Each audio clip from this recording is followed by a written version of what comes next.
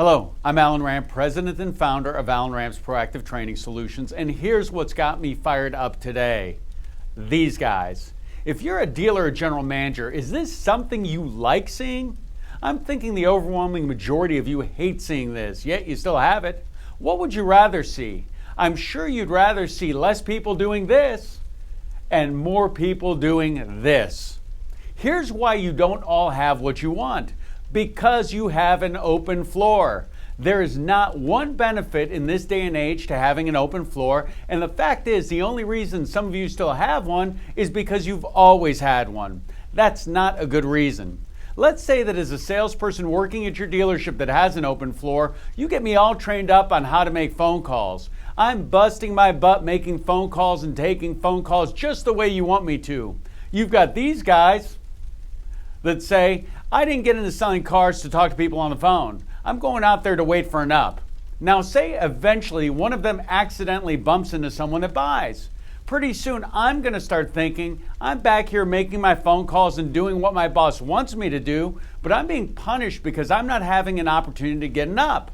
Furthermore, the people that are out there doing nothing are actually getting rewarded because with me on the phone, they don't even need to compete with me for ups.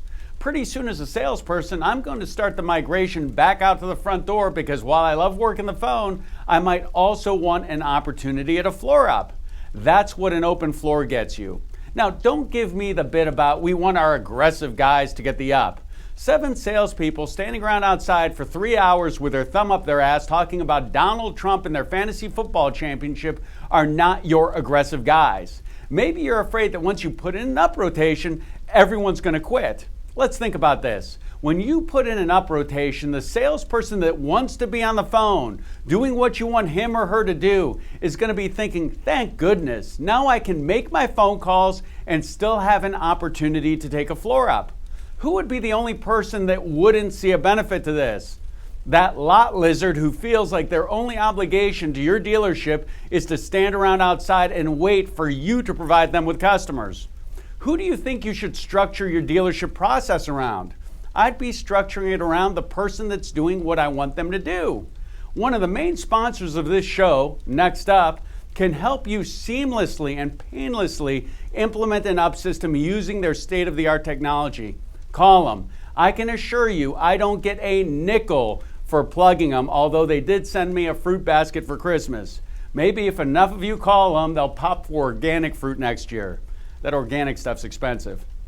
My motive in telling you about this is because as a telephone trainer, one of the biggest obstacles that we have in getting salespeople doing what I teach them to do, for example, is these open floors. Let's quit sending our people mixed signals, which is what you do when you have an open floor, yet you tell your people you want them on the phones. If you want your people on the phones, and you do, let's give them a dealership process that rewards them for doing what you want them to do and doesn't punish them when they do it.